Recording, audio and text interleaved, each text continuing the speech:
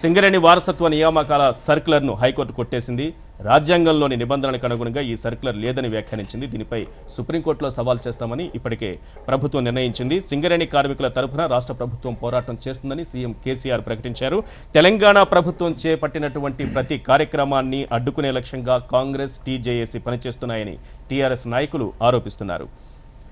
విక్రమ్ గారు, కారుణ్య నియామకాలు కావు, వారసత్వ ఉద్యోగాలన్నవి మన రాజ్యాంగం ప్రకారం అది రాజ్యాంగానికి వ్యతిరేకం అనేది నిన్న హైకోర్టు చెప్పినటువంటి విషయం. ఎట్లా కనిపిస్తోంది? ఇది వారసత్వ ఉద్యోగాల లేకపోతే కారుణ్య నియామకాల? ప్రభుత్వం ఏమో ఇప్పుడు సుప్రీంకోర్టుకి వెళ్తామంటోంది. 30,000 మందికి ఉద్యోగ అవకాశాలు పోతాయని, మరోవైపు బయట నుంచి అంటే అందరూ వాళ్ళే వెళ్ళిపోతే బయట నుంచి ఉద్యోగ అవకాశాలు కోల్పోతారని మరొకటి వినిపిస్తోంది వాదన. ఇది చాలా కాలంగా పెద్ద సమస్యగా ఉందండి అది సింగరేణి కాలరీస్లో. అంటే నిన్న కోర్టు అబ్జర్వేషన్స్ కూడా చాలా వ్యాలిడ్ అబ్జర్వేషన్స్ చేసింది హైకోర్టు. ఎందుకంటే రాష్ట్ర ప్రభుత్వం ఏదైనా ఒక సర్క్యులర్, ఒక ఇంపార్టెంట్ సర్క్యులర్ కానీ జీవో కానీ తీసుకొచ్చేటప్పుడు అది కోర్టు యొక్క స్క్రూటినీకి పాస్ అయ్యేటట్టు ఉండాలి తప్ప లోపాలతో సర్క్యులర్ కానీ జీవో కానీ ఇచ్చినప్పుడు అది చెల్లుబాటు కాదు. అది ఏ ప్రభుత్వం అయినా ఏ కోర్టు అయినా కూడా చెప్పేటి ఉంటుంది. కోర్టు ఏంటంటే తనకు ఉన్నటువంటి సాక్ష్యాధారాలని వీటినన్నింటినీ పరిశీలిస్తుంది, మిగతా అట్లా జోలికి వెళ్ళదు. ఇక్కడ జరుగుతున్నది ఏంటంటే సింగరేణిలో డెఫినెట్గా కొంతమంది కంపాషనేట్ ఏదో కారుణ్య నియామకాలు అంటాం కాబట్టి కొంతమంది బావుల్లో పనిచేసేటువంటి వ్యక్తులు కొంత అనారోగ్యానికి గురైనప్పుడు వాళ్ళ వారసులకి అంటే కొడుకులు కానివ్వండి వీళ్ళందరికీ ఇవ్వాల్సినటువంటి పరిస్థితి ఎప్పటి నుంచో ఉన్నది. అది అయితే మధ్యలో దాన్ని ఆపేశారు. 2000 సంవత్సరంలో దాన్ని నిలుపుదల చేశారు. నిలుపుదల చేసిన తర్వాత దాని మీద ప్రొలాంగ్డ్గా అక్కడ జరుగుతూనే ఉంది. అక్కడ యూనియన్స్ సింగరేణిలో చాలా స్ట్రాంగ్ యూనియన్స్ ఉన్నాయి, వాళ్ళందరూ కూడా చేస్తున్నారు. సో ఇది కూడా ఒక ఎన్నికల హామీగా ఉంది. టీఆర్ఎస్ కూడా ఏంటంటే సింగరేణిలో ఈ కారుణ్య నియామకాలని మేము చేపడతా ఉన్నారు. సరే, ఇవన్నీ చూసినప్పుడు ఇచ్చినటువంటి సర్క్యులర్లో నిన్న కోర్టు మీకు అబ్జర్వేషన్స్ చూసినట్లయితే అక్కడ జెండర్ డిస్క్రిమినేషన్ ఉంది. ఓకే, మహిళలకి అంటే మహిళల్ని తీసుకోవాలనేటువంటిది లేదు. తర్వాత ఏంటంటే వీళ్ళు ఏంటంటే చాలా మంది ఒక 2 సంవత్సరాలు ఉండగానే రిటైర్ అయిపోతున్నారు. రిటైర్ అయిపోయిన తర్వాత వాళ్ళ వారసులకు ఇచ్చేస్తున్నారు. దానివల్ల ఏంటంటే వేరే వాళ్ళకి అవకాశాలు లేవు. తర్వాత నిన్న ఏం చెప్పారంటే మెడికల్లీ అన్ఫిట్ అనే దానికి స్పష్టత రావాల్సిన అవసరం ఉంది. ఊరికే అంటే డాక్టర్ సర్టిఫికేట్ తెచ్చేయగానే నేను మెడికల్లీ అన్ఫిట్ కాబట్టి నా వారసుడికి ఇవ్వండి అనేటువంటిది కుదరదు. అది అసలు పూర్తిగా ఆయన వేరే ఉద్యోగం అసలు ఏమీ చేయలేక మిగతాది చేస్తే ఉన్నటువంటి సమయం కాబట్టి అంటే దీన్ని ఇటువంటి సర్క్యులర్ని తీసుకొచ్చేటప్పుడు కొన్ని రాజ్యాంగపరమైనటువంటి ఏదైతే ఉన్నాయో నిబంధనలు కానివ్వండి, అక్కడ ఉన్నటువంటి వాస్తవాలు కానివ్వండి పెట్టాల్సిన అవసరం కోర్టుల్లో వీగిపోకుండా తగిన జాగ్రత్తలు అందరికీ రక్షణ కలిగించేటట్టుగా చేయాలి, అంతే తప్ప తొందరగా ఏమైనా చేసిందా మన గోవర్ధన్ రెడ్డి గారు? ఏంటి ఈ వివాదాలు వస్తాయని కానీ చిక్కుముడులు ఉంటాయని కానీ ప్రభుత్వానికి తెలియకుండానే ఈ రకమైన నిర్ణయాన్ని ప్రకటిస్తుందని అనుకోవాలి, ఇటువంటి సర్క్యులర్ వస్తుంది అనుకోవాలి. వారసత్వ ఉద్యోగాలు అనేది ఇప్పుడు ఈ రోజు వచ్చి టీఆర్ఎస్ ప్రభుత్వం వచ్చిన తర్వాత వచ్చింది కాదు. అది కొన్ని సంవత్సరాల నుంచి వస్తున్నది. దాదాపు ఫస్ట్లో ఉండే వారసత్వాన్ని కంటిన్యూ చేయమని చెప్పేసి కోరడం, దాని ఎన్నికల మేనిఫెస్టో పెట్టడం జరిగింది. దాని అనుగుణంగానే పెట్టింది. 2000 సంవత్సరం దాకా కంటిన్యూ అయింది. 2000 సంవత్సరం తర్వాత ఆపేయడం జరిగింది. ఓకే, కానీ వారసత్వ ఉద్యోగాలు ఎక్కడ లేవు. రాజ్యాంగం దాన్ని ఒప్పుకోదు వారసత్వ ఉద్యోగాలు ఇవ్వడానికి. ఇప్పుడు వాళ్ళు నియామకాలు అన్నప్పుడు దాని స్థాయిలో మీరు దానికి తగినటువంటి నిబంధనలు, నియమాలు, బావులలో పనిచేసే వాళ్ళు కాలుష్యం మీద చాలా మంది ఆరోగ్యం పాడైపోతుంటది.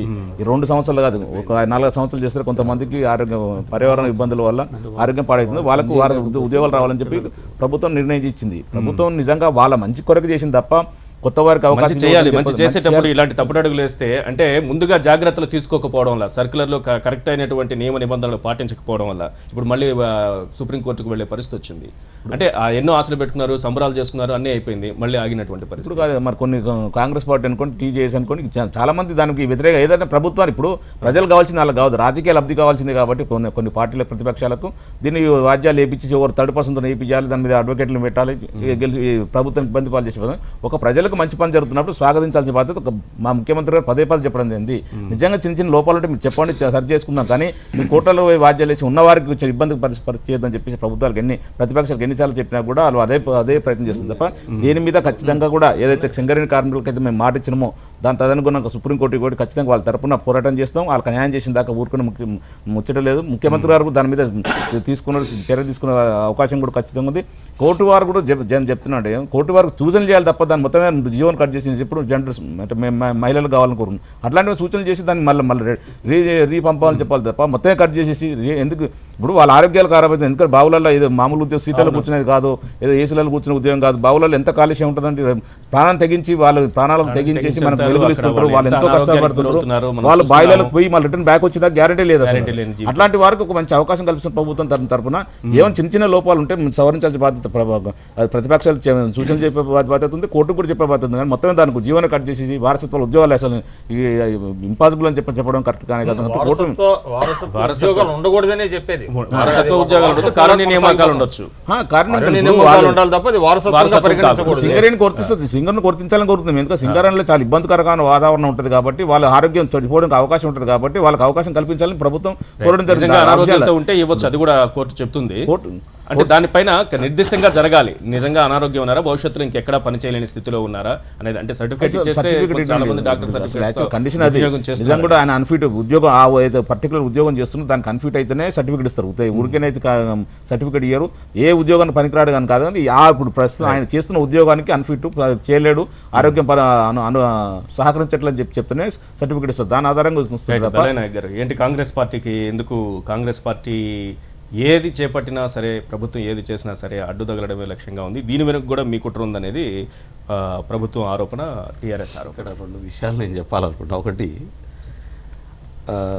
కేసు వేసిన ఆయన సతీష్ కుమారు మందమర్రి బెల్లంపల్లె ఉన్నది. ఆయన టీఆర్ఎస్ నాయకుడు, మామూలు ఆయన ఏం కాదు. ఆడ టీఆర్ఎస్ నాయకులు ముఖ్యమంత్రితో దిగిన ఫోటోలతో సహా నిన్న సోషల్ మీడియాలో హల్చల్ చేస్తున్నటువంటి పరిస్థితి ఉన్నది. కేసు వేసినటువంటి వ్యక్తి ఎంత పెద్ద టీఆర్ఎస్ నాయకుడు, ముఖ్యమంత్రితో దిగిన ఫోటోలతో సహా వస్తున్నది. కాంగ్రెస్ గోవర్ధన్ గారు మీరు మాట్లాడినప్పుడు నేను మాట్లాడలేదు, దయచేసి వినండి. ఒకటి. రెండోది, వీళ్ళు ఇంకా రాచరిక వ్యవస్థతోనే మాటలతో నడిపిద్దాం అనుకుంటున్నారు తప్ప చట్టం ప్రకారం ఎట్లా పనిచేయాలో తెలియదనే విషయం పూర్తిగా అర్థమైపోయింది కదా. కారుణ్య నియామకాలకు సంబంధించినటువంటి జీవో తీసుకురావడంలో ముఖ్యమంత్రి గారు కానీ ఆయన దగ్గర ఉన్న అధికారులు కానీ పూర్తిగా ఫెయిల్ అయినటువంటి పరిస్థితి ఉన్నది. అంటే జెండర్ వివక్షత ఉండకూడదు, చాలా స్పష్టంగా ఆర్టికల్ 16 and 15 ప్రకారం ఇది తప్పని కోర్టు చెప్పింది. అంటే ఆర్టికల్ 16, 15 ప్రకారం ఎట్లా జీవో తీసుకురావడంలో శాత కాదు మీ ప్రభుత్వానికి. 14 and 16 ప్రకారం తప్పని కోర్టు చెప్పింది. అంటే ఆర్టికల్ 14 అనుగుణంగా 16 అనుగుణంగా ఎట్లా జీవో తీసుకురావాలో శాత కాదు మీకు, మీ ప్రభుత్వానికి అంటున్నా నేను. ఇవాళ ఉద్యోగాలు ఇవ్వాలనే దాన్ని ఎవరిని వ్యతిరేకించట్లేదు. ప్రస్తావించడం ద్వారా ప్రభుత్వమే వేయించింది, వాళ్ళకి అవకాశం లేకుండా ఆరోపించాలి. నేను ఆరోపించట్లేదు అని వాస్తవం, మేమేం ఆరోపించట్లేదు. నేను రెండు విషయాలు చెప్పదలుచుకున్నాను. ఒకటి, ప్రతిపక్షాలు చెప్పిస్తున్నాయని తప్పు, వాళ్ళకి శాత కాదనేది క్లియర్. రెండోది ఏంటంటే జీవో మీ ఉద్దేశం మంచిది, మేము కాదనట్లేదు, మేము ఆహ్వానించడం దాన్ని. అది కారుణ్య నియామకాలు, దాని వారసత్వ ఉద్యోగాలు మనం ప్రాక్టీస్లో చెప్తున్నాం. వారసత్వ ఉద్యోగాలు కావాయి. ఇట్ ఈస్ ఎవరన్నా సింగరేణిలో మిత్రుడు చెప్పినట్టు అది హార్డ్ జాబ్స్ ఉంటాయి కాబట్టి డిఫెక్టివ్ కనుక వస్తే ఖచ్చితంగా వాళ్ళ కుటుంబ సభ్యులకు ఉద్యోగాలు ఇచ్చేటట్టు ఫెసిలిటీ ఉంది. అది ఆడైనా మొగైనా. దాన్ని మార్చేసి మీరు జెండర్ని పెట్టేశారు, అదొక మైనస్ అయింది. రెండోది, 58 సంవత్సరాలు అనేటటువంటిది స్టేట్ గవర్నమెంట్ రిటైర్మెంట్ ఏజ్ మీరు 60 వరకు పెట్టారు, అది కూడా తప్పు పట్టింది కోర్టు. 60 సంవత్సరాల వరకు పెట్టారు, అది కూడా మీరు మార్చుకోవాల్సినటువంటి అవసరం ఉంది. ఎందుకంటే ఒకవైపు గవర్నమెంట్ రూల్స్ ఒకవైపు ఉన్నాయి, మీరు దానికి ఆ గవర్నమెంట్స్ రూల్స్ విరుద్ధంగా మీరే ఆర్డర్స్ ఇచ్చినటువంటి పరిస్థితి కాబట్టి తప్పైంది. అది కోర్టు తప్పు పట్టింది. అది మార్చుకొని కొత్త జీవో తీసుకురండి. మీరు ఎందుకు ఆ పని చేయలేకపోతున్నారు? సుప్రీంకోర్టుకు పోతాం, ఇంకో దగ్గరికి పోతాం అంటే ప్రభుత్వం తన శాతగానితనాన్ని కప్పిపుచ్చుకోవడం కోసం ప్రయత్నం చేస్తున్నటువంటి పరిస్థితి ఉన్నది.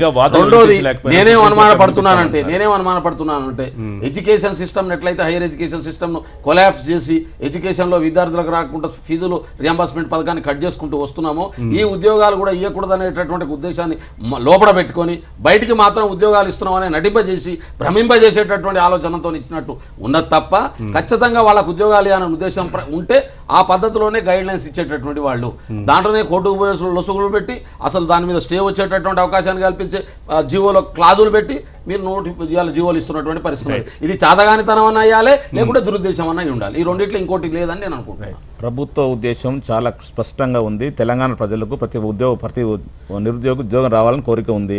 ప్రభుత్వం కూడా అదే దిశగా ప్రయత్నిస్తుంది. ప్రభుత్వం చిత్తశుద్ధిని చెంకించాల్సిన ప్రతిపక్షాలతో చెప్పించుకోవాల్సిన అవసరం లేదు. ప్రతిపక్షాలు చిన్న చిన్న లోపాలను కాబట్టి అట్లా లోపాలు వస్తున్నాయి మీ దాంట్లో. చిన్న లోపాలని ఆసరా తీసుకొని అదే టీఆర్ఎస్ నాయకులతోటి గతంలో కూడా టీఆర్ఎస్ నాయకులతోనే కోట్లలో వ్యాజ్యాలు లేపేయడం, దాన్ని స్టే తెచ్చుకోవడం మీకు అలవాటు అయిపోయింది. ప్రభుత్వం అబండాలు చేసి ప్రభుత్వం ఏం చేయట్లేదని చెప్పి చూపించడానికి ప్రయత్నం చేస్తున్నారు. కానీ తెలంగాణ ప్రజలు ప్రభుత్వం ఏం చేస్తుందో, ఏం చేయాలనుకుంటుందో, ముఖ్యమంత్రి ఎంత విశ్వాసం ఉందో, ప్రభుత్వం మీద ఎంత నమ్మకం ఉందో ప్రజలకు తెలుసు. మీరు ఎన్ని చేసినా కూడా ప్రజలు గమనిస్తారు. మీకే నష్టం జరుగుతుంది. అది కాకపోతే ఏమంటే మీ సూచనలు చేయాలి. ప్రతిపక్షం అనేది సూచనల విధంగా ఉండాలి తప్ప ఇలా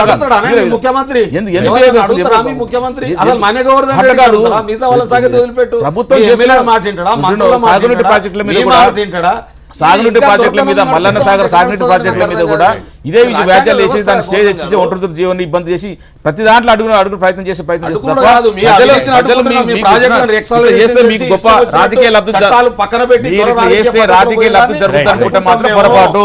60 సంవత్సరాల్లో 70 సంవత్సరాలు చేయలేంది, 60 సంవత్సరాలు చేయలేంది తెలంగాణ ప్రభుత్వం వచ్చిన తర్వాత గౌరవ ముఖ్యమంత్రి గారు మంచి పనులు చేస్తున్నారు. ఇప్పటికైనా మీరు మార్చుకునే ప్రయత్నం చేయండి. అంటే ఏ చట్టమైనా కూడా అది రాజ్యాంగ పరిధిలో ఉండాలండి. రాజ్యాంగ పరిధికి లోబడి చేయాల్సిన చట్టాలు ఉన్నాయి. రాజ్యాంగ స్ఫూర్తికి విరుద్ధంగా, రాజ్యాంగ నిబంధనలకు విరుద్ధంగా చట్టాలు చేసినప్పుడు డెఫినెట్గా మన డెమోక్రసీలో చెక్స్ అండ్ బ్యాలెన్సెస్ ఉంటాయి. కాబట్టి అదే ఇవాళ కోర్టులు తప్పుపట్టిని, ఆ కోర్టులు తప్పుపట్టిన దాన్ని పూల్ ప్రూఫ్గా ఒక చట్టాలు చేయాల్సినటువంటి బాధ్యత ఉన్నది. దీనివల్ల ఏంటంటే డిలే అవ్వకుండా ఎవరైతే నిజంగా కారుణ్య నియామకాలు చేయవలసిన వాళ్ళు ఉన్నారు, అట్లానే కొంతమంది నిరుద్యోగులు ఉన్నారు, ఆశలు పెట్టుకున్న వాళ్ళు, వాళ్ళందరికీ న్యాయం చేయాలంటే ఒక పూల్ ప్రూఫ్గా ఒక చట్టాన్ని తీసుకురావాలి. అందరికీ న్యాయం చేసేటట్టుగా ఒక హోలిస్టిక్గా ఒక చట్టం తీసుకురావాలి. రైట్ అండి. థ్యాంక్ యూ అండి విక్రమ్ గారు చర్చలో పాల్గొన్నందుకు. మన్నె గోవర్ధన్ రెడ్డి గారు, శివరాం రెడ్డి గారు, బెల్లయ్య నాయక్ గారు, శ్రవణ్ గారు. ఇది వాళ్ళ చర్చా కార్యక్రమం. చూస్తూనే ఉండండి హెచ్ఎం టీవీ.